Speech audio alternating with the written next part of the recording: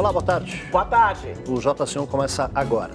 Promulgada a reforma da Previdência. O presidente do Congresso, Davi Alcolumbre, fez a promulgação hoje pela manhã. Novas regras começam a valer imediatamente. O governo promete economia de 800 bilhões de reais em 10 anos. O presidente Jair Bolsonaro convoca a reunião com parlamentares de seu partido e deve deixar o PSL ainda hoje. Em São Paulo, o governo encaminha à Assembleia Legislativa proposta de aposentadoria para os servidores públicos. No estúdio, nosso assunto é emprego e como a diversidade pode ajudar a aumentar a produtividade e as chances de conseguir uma vaga.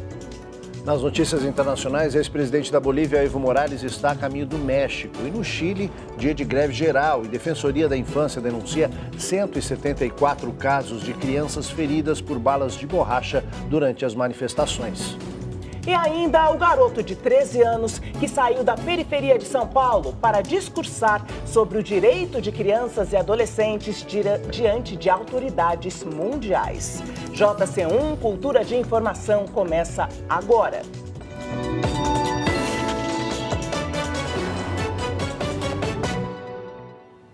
A Uber, empresa de transporte urbano mais popular, promete fortalecer a segurança de passageiros e motoristas.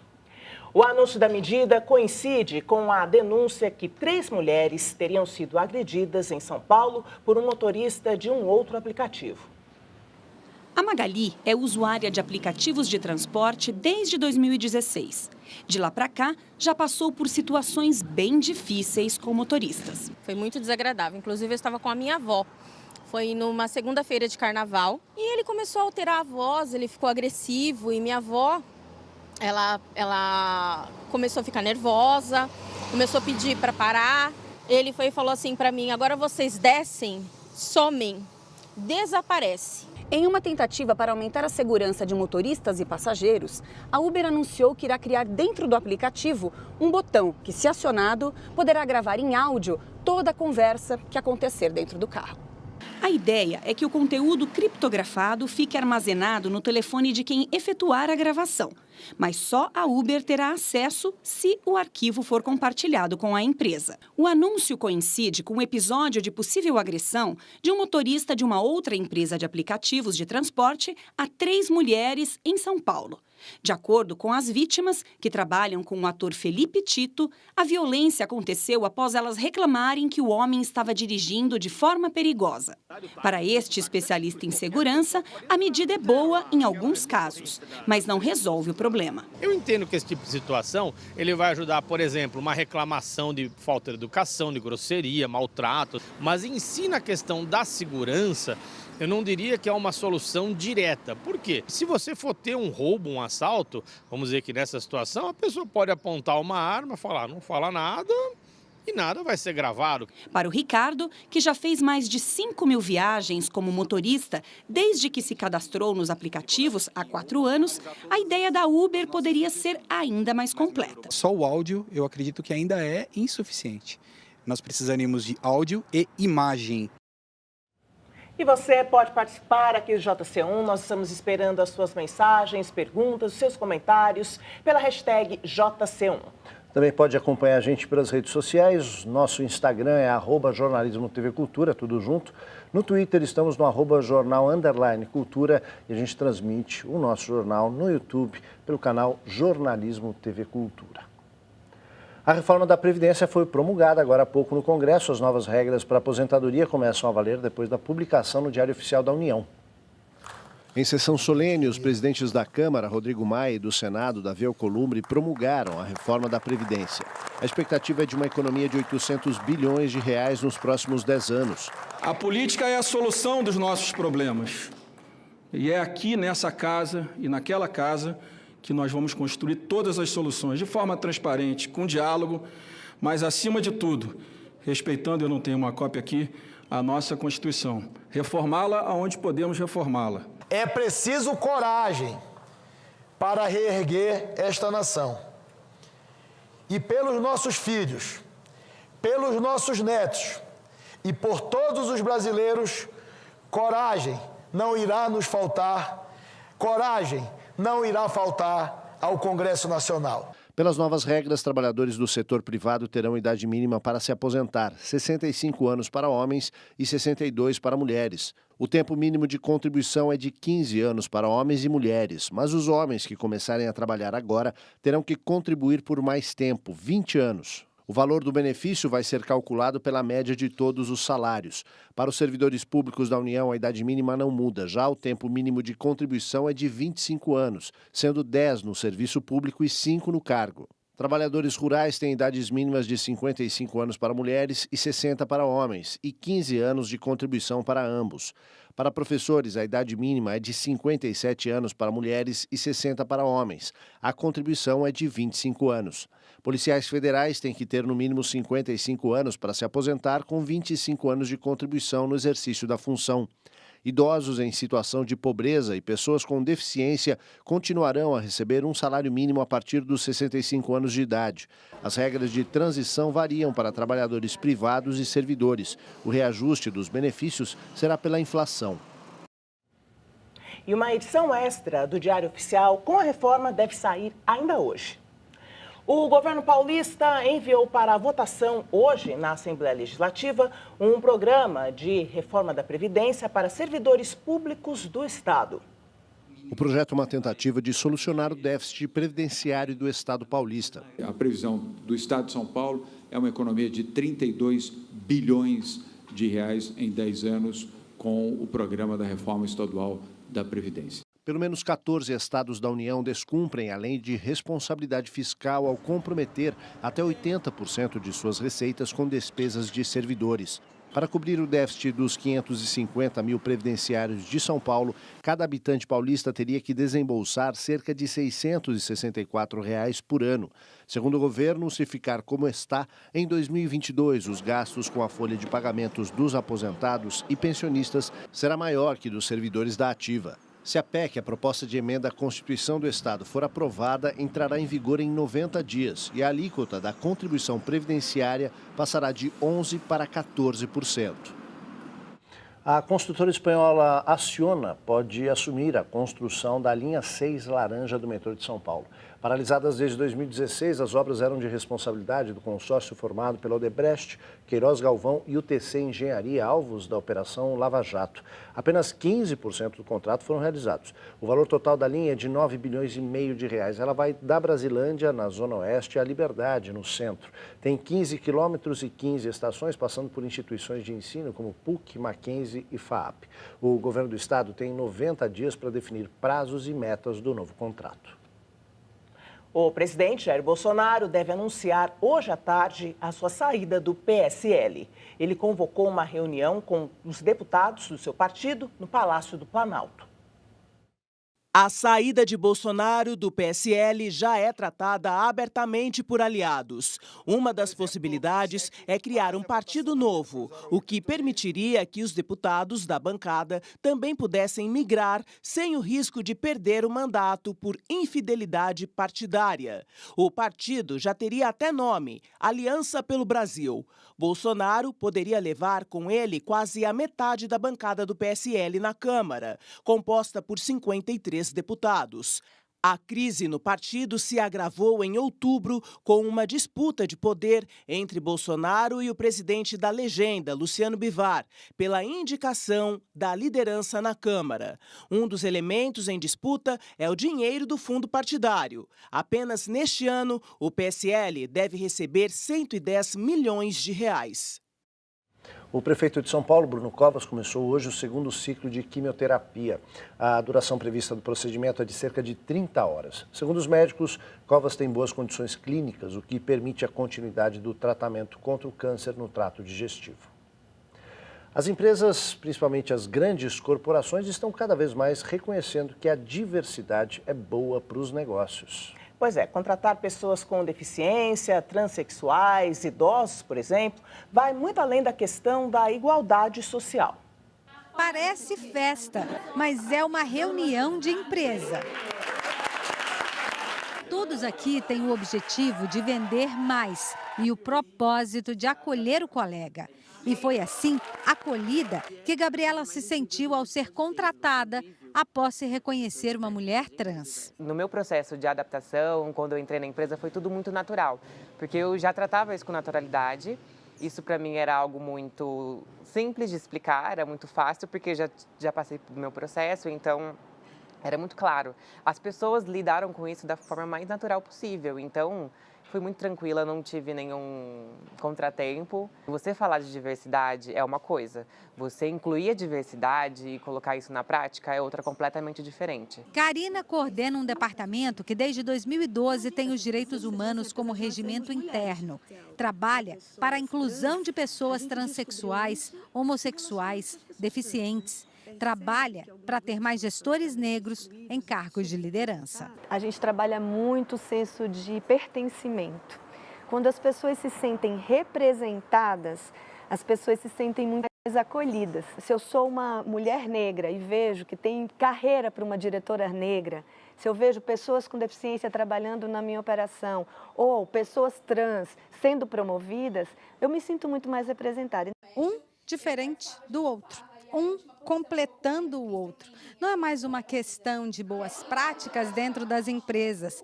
Ter um grupo de colaboradores diverso que reflita a sociedade hoje já é fundamental até para os negócios.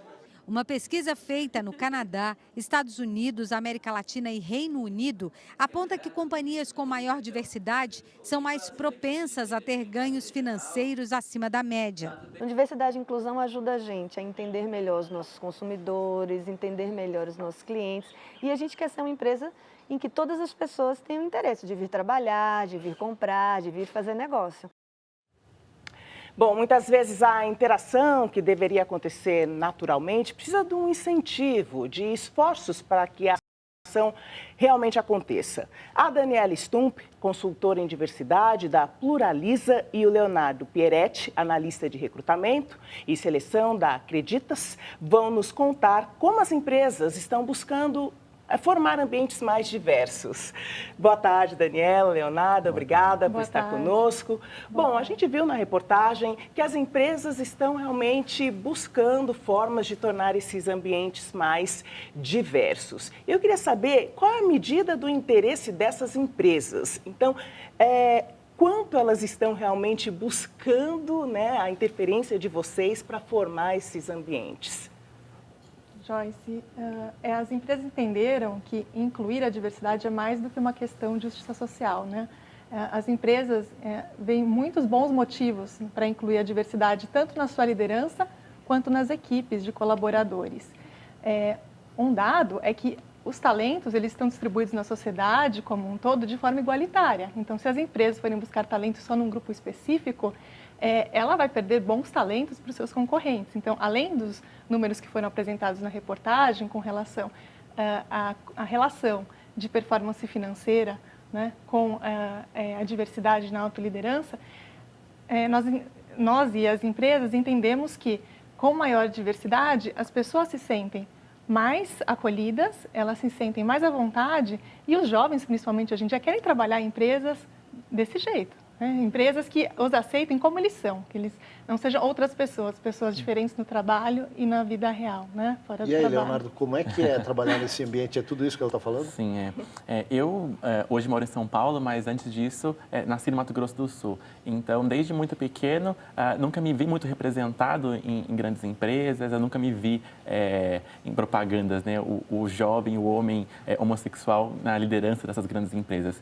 E hoje, trabalhando no RH de grandes empresas, trabalho numa startup hoje, consigo converter isso e abrir portas, né, para esses grupos minorizados. Então, é muito importante, como a Dani falou, né, a gente não quer ser outra pessoa no nosso ambiente de trabalho. A gente quer ser quem a gente realmente é.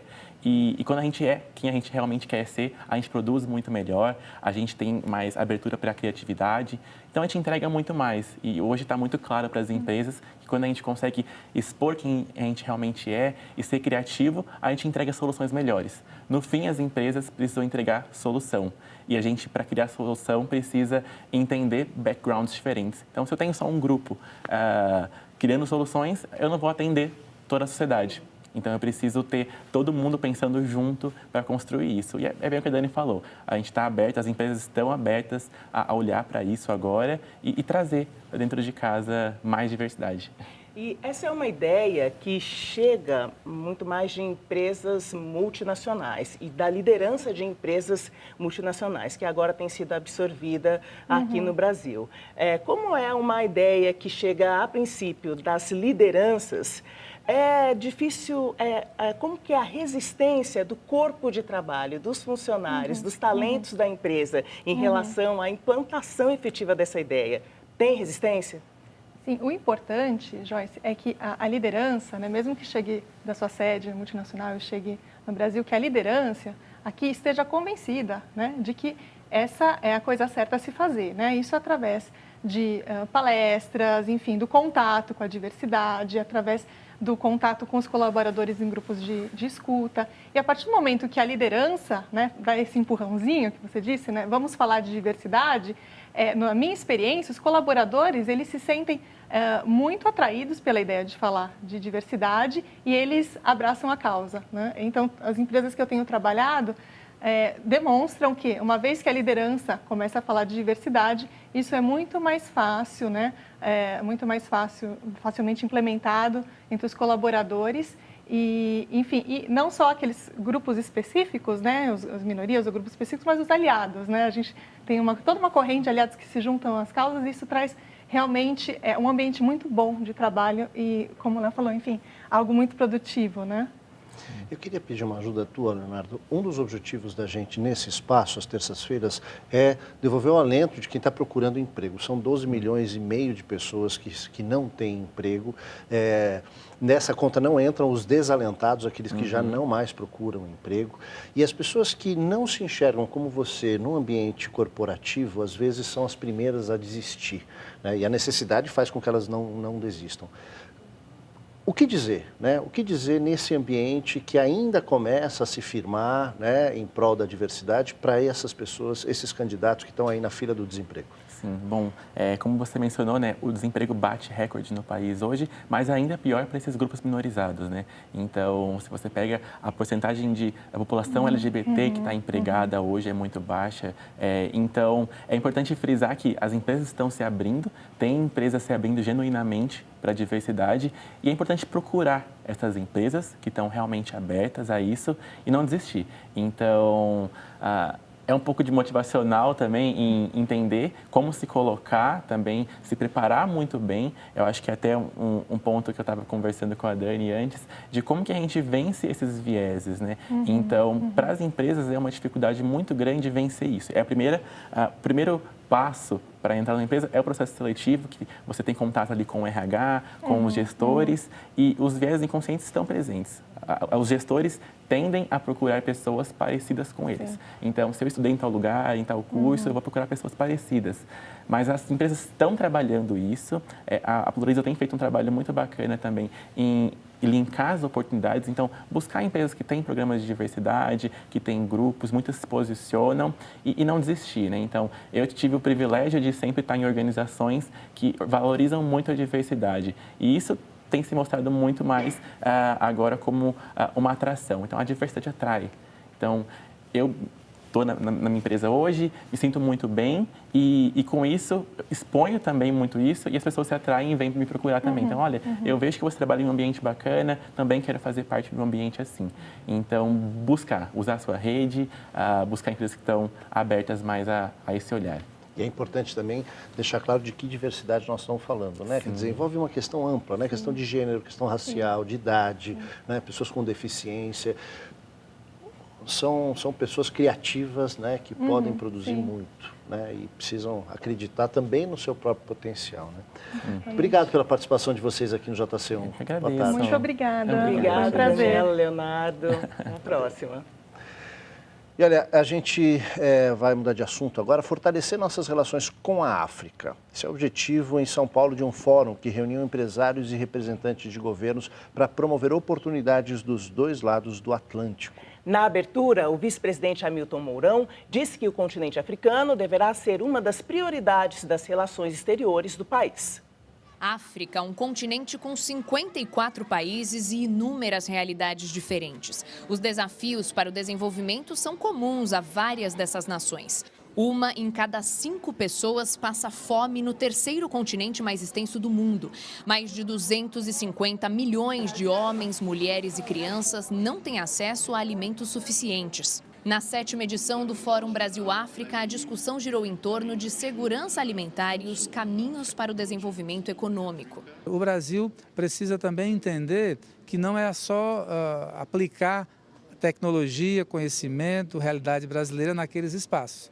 Mas nós também aprendemos com o continente africano. Os conflitos políticos e as variações climáticas que causam secas e inundações têm prejudicado a produção agrícola africana. Depois de mais de uma década de declínio, a fome voltou a crescer no mundo, tornando mais difícil alcançar o segundo objetivo de desenvolvimento sustentável da ONU, que visa atingir a fome zero e manter uma agricultura que dê para o sustento de todos. A embaixadora de Gana no Brasil diz que o país precisa parar de importar tantos alimentos e começar a importar tecnologia. Temos muito que melhorar na colheita, na estocagem e na distribuição dos nossos alimentos, diz a embaixadora. O vice-presidente da República, Hamilton Mourão, fez a abertura do evento e colocou a África como uma prioridade nas relações exteriores. Disse que espera fortalecer essa amizade e construir novas oportunidades de negócios para as empresas brasileiras. Fatores geográficos e culturais fazem da África espaço privilegiado para a internacionalização das empresas brasileiras de diferentes setores. De cada 10 crianças e adolescentes brasileiros, 4 têm pelo menos um direito fundamental desrespeitado no país. Se olharmos para a educação, são 2 milhões de jovens fora da escola. O dado foi divulgado hoje, marca os 30 anos da Convenção sobre os Direitos da Criança, assinada por 196 países. Os problemas de frequência de Sara por morar distante da escola foram resolvidos. Chamaram a minha mãe aqui na escola, aí conversaram muito com a gente, durante 2 anos. Já a Thaís vem superando as dificuldades que tem com a escrita. Toda vez, a professora, eu escrevo uma palavra errada, ela vai, me ajuda, fala, você está errando aqui, eu vou lá, tento consertar. Ambas receberam respaldo individual da Escola Estadual Princesa Isabel, em São Paulo, com a ajuda de uma ferramenta em que são feitas anotações sobre frequência e aspectos acadêmicos e individuais de cada aluno. Estar na escola de uma forma que a escola encontre uma solução para que ela se sinta realizada dentro daquele espaço, seja um porto seguro, seja um espaço produtivo e acolhedor para a criança. E aí precisa desses diversos elementos. O olhar para cada aluno reflete nos resultados coletivos. A pontuação no Índice de Desenvolvimento da Educação no Estado de São Paulo subiu de 2,99 em 2015 para 4,4 em 2018, número acima da média. Boas iniciativas são responsáveis por resultados positivos, como a queda significativa na taxa média de analfabetismo entre 10 e 18 anos de idade, de 12,5% em 1990 para 1,4% em 2013. Mas o relatório que marca os 30 anos da Convenção sobre os Direitos da Criança mostra, além dos avanços, os desafios para meninos e meninas do Brasil terem seus direitos à educação respeitados. Acho que o principal desafio é que a gente ainda tem muita criança dentro da escola sem aprender. Essa resposta pode estar numa construção de um projeto conjunto com a própria criança, no envolvimento da família, no envolvimento de todo o corpo de funcionários, para além dos próprios professores, enfim, precisa se construir soluções um pouco mais elaboradas. É preciso enfrentar a situação do lado de cá dos portões. O Brasil tem 2 milhões de jovens fora das salas de aula. Entre os alvos mais vulneráveis estão os mais pobres, os negros, os indígenas e os quilombolas. De acordo com o relatório do Unicef, o percentual de crianças e adolescentes fora da escola caiu de 19,6% para 4,7% ao longo das últimas 3 décadas. A reprovação é um dos entraves para reduzir ainda mais a evasão escolar. 2,6 milhões de estudantes brasileiros de escolas municipais e estaduais foram reprovados em 2018, ano em que mais de 912 mil abandonaram os bancos escolares. Pode ser, por exemplo, que a criança esteja fora da escola porque ela está trabalhando. Então, o trabalho infantil é proibido. Então, é preciso apoiar a família para que essa criança possa estudar. É preciso descobrir, por exemplo, a criança pode ter uma deficiência e não está conseguindo sair de casa para acessar a escola. Então, é preciso acionar sistema de transporte oferecido pelo município para que essa criança possa acessar a escola. É preciso ter professores capacitados para lidar com as diferentes crianças na escola. Então, a construção da solução é sempre coletiva. E daqui a pouco, aqui no JC1, Evo Morales a caminho do México depois de renunciar à presidência da Bolívia. E Chile tem greve geral e o Congresso aprova plebiscito para a nova Constituição. A Defensoria da Infância denuncia quase 200 casos de crianças feridas pela polícia em manifestações. A gente volta já.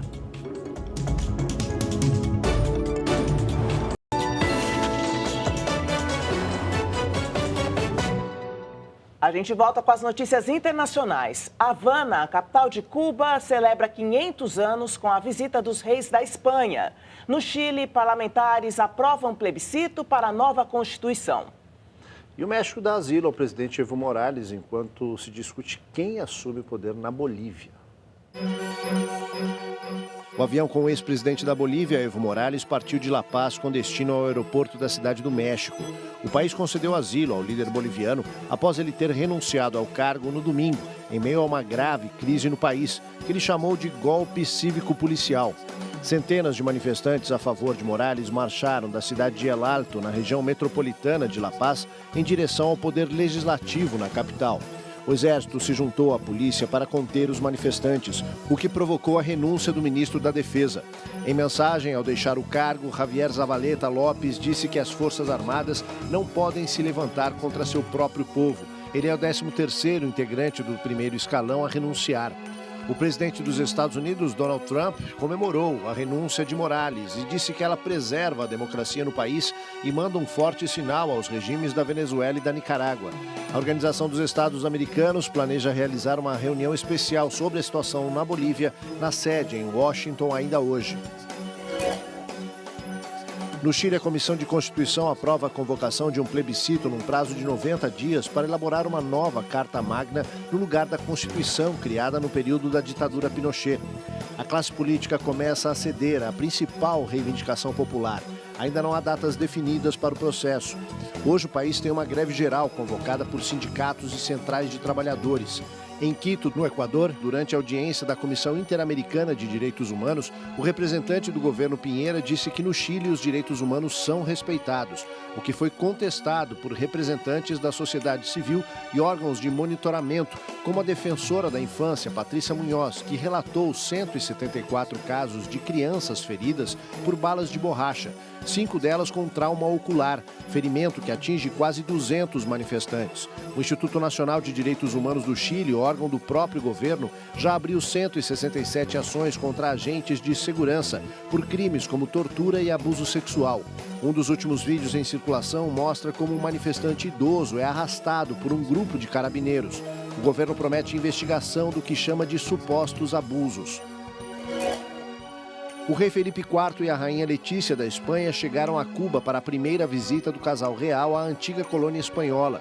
O casal foi recebido pelo ministro das Relações Exteriores de Cuba, Bruno Rodrigues, para uma visita de 3 dias que marca os 500 anos da fundação da capital, Havana. A primeira visita da família real espanhola ao país é um marco importante para a ilha que ainda está sob um embargo econômico e só tem apoio dos Estados Unidos, Israel e agora Brasil. Na semana passada, as Nações Unidas votaram a derrubada do embargo e só os 3 países, o Brasil pela primeira vez na história, se posicionaram contra. A força econômica de Washington faz prevalecer o bloqueio comercial ao país caribenho. A cocaína é um dos principais responsáveis pelo infarto em pessoas com menos de 45 anos. A estimativa é que a cada 4 casos, um seja provocado pelo uso da droga. O Alexandre trabalha nesta clínica de reabilitação para ajudar dependentes químicos a escaparem do vício. Ele sabe bem o que é isso. Por 27 anos, usou cocaína e teve 2 infartos. O primeiro depois de usar a droga por 4 dias seguidos. No segundo, não precisou de tanto. Foi o sinal para entender que a cocaína estava atacando o coração. Que o primeiro lá de trás, né? Quando falei, eu ainda fiquei na dúvida do excesso. É claro, tudo isso ninguém aguenta. 3 dias sem dormir, para 4. E aí nessa segunda vez eu falei, não é. Aí o médico me explicou. Foi aonde entupiu a minha veia e eu tive que fazer o cateterismo devido a eu ter colocado a cocaína no nariz. A cocaína é um dos principais responsáveis por infarto de pessoas entre 18 e 45 anos. Os médicos estimam que 1 em cada 4 casos esteja relacionado ao uso da droga. Apesar de afetar o sistema nervoso central, a cocaína causa efeitos que mudam o funcionamento do órgão responsável por bombear o sangue no corpo. Ela acelera o coração. Em alguns casos, a frequência cardíaca chega a 150 batimentos por minuto. Isso exige mais oxigênio. Mas a droga também contrai as artérias. Com isso, o oxigênio não chega até lá. É uma situação que absolutamente não combina. Você tem um aumento da demanda e não tem um aumento da oferta. Ao contrário, tem uma redução. No momento que a sua célula do músculo do coração mais precisa de oxigênio, né, as artérias não têm para oferecer. Este especialista explica que os grandes centros de cardiologia registram pelo menos um caso deste tipo todos os dias. As características são sempre as mesmas. O paciente chega com sintomas claros de infarto, mas sem sinais de problemas no coração. Ele é um paciente infartado. O pronto-socorro reconhece isso como infarto, o eletro alterado ou não, mas a grande maioria com o eletro alterado, e ele começa a tratar e abordar o paciente como um infartado. E quando vai a um estudo de hemodinâmica, um cateterismo, você vê que ele tem um infarto com artérias coronárias normais. O Brasil é o segundo maior consumidor de cocaína, atrás apenas dos Estados Unidos. O Relatório Nacional de Álcool e Drogas aponta que 5.600.000 brasileiros usam a droga. Outros 500.000 usam crack. Só de ter a proibição não é algo que é suficiente para fazer as pessoas não usarem droga. As pessoas usam droga. Então a gente precisa também ter políticas que consigam falar claramente quais são os efeitos que essas drogas causam, quais são os problemas de dependência, quais são os problemas que o uso pode trazer em termos de problemas no coração, problemas de outras ordens. A gente vai para um rápido intervalo na volta de internacional do hip hop e não poderia faltar música aqui no JC1. E o garoto de 13 anos da periferia que discursa para autoridades mundiais sobre os direitos de crianças e adolescentes. A gente volta já já.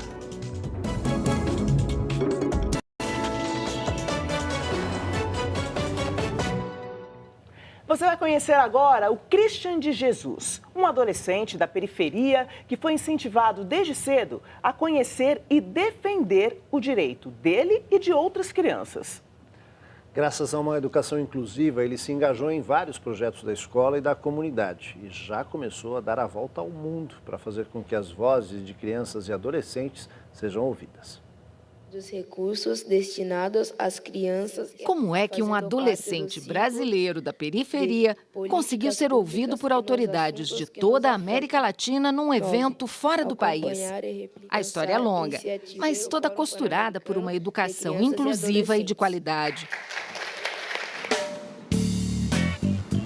Christian de Jesus, 13 anos, morador do Jardim Pantanal, na zona leste de São Paulo, passa 10 horas por dia na escola.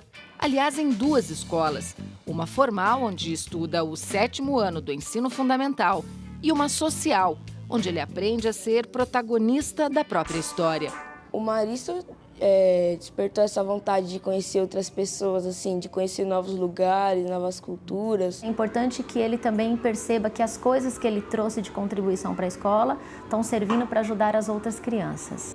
Curioso por natureza, ele gosta de ouvir o outro, conhecer o mundo ao redor e propor soluções para os problemas da comunidade, como as enchentes que levam o bairro dele para os noticiários. Implantar um dispositivo que mandasse alguma notificação, algum alerta. Ele também quer dar voz a quem não é ouvido, mesmo que tenha conhecido esse alguém num jogo online. E eu tenho um amigo que é do Rio de Janeiro, ele falava que era comum ele escutar tiroteio, por exemplo, lá. por meio de um jogo, eu consegui me informar mais sobre a situação em outro local, sabe? Mas Christian também é criança, como toda criança. Eu sei a hora, assim, de brincar, de ficar com os amigos e a hora de discutir questões como essas.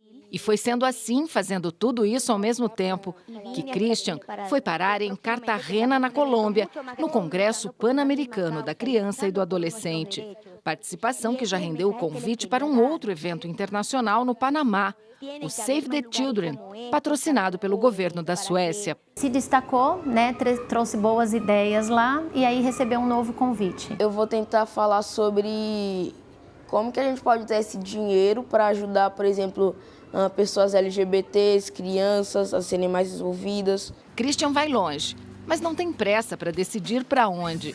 Vai aproveitando as experiências que surgem no caminho e ensinando os adultos que ouvir as crianças é bom para todo mundo. Eu queria que eles soubessem disso, que a gente também tem as nossas opiniões. Isso aí, muito legal, Christian. Hoje é dia 12 de novembro, Dia Mundial do Hip Hop, para celebrar esse estilo que une musicalidade e uma mensagem cheia de crítica social e ação social também. A gente vai ouvir o som da cantora curitibana Carol de Souza, que acaba de lançar o CD Grande. Carol, obrigado por vir, bem-vinda. Obrigada.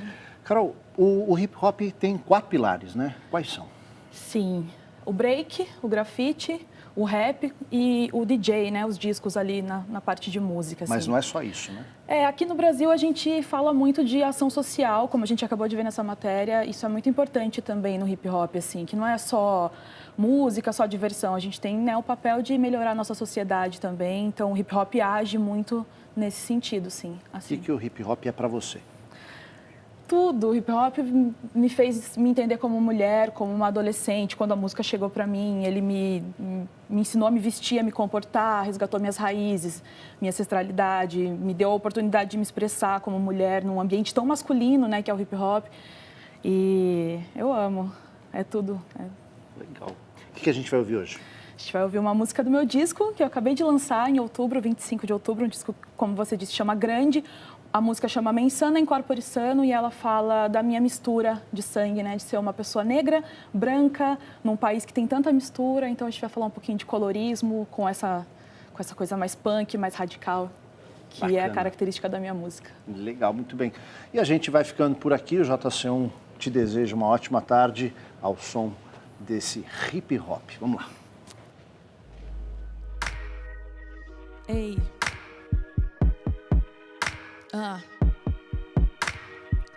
Como quem não quer nada de graça, eu quero o que é meu por direito. Me livrei de tudo que não prestava e agora vai ser do meu jeito.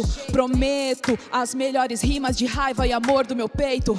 Prometo somente a verdade, caramba, a verdade eu prometo. Eu sou muito branca pras roupas africanas que cê acha que te faz mais preto. Muito preta pra chefes, mais alto salário, ocupando os cargos de respeito. Posso ser europeia, africana, depende de quem tá me vendo.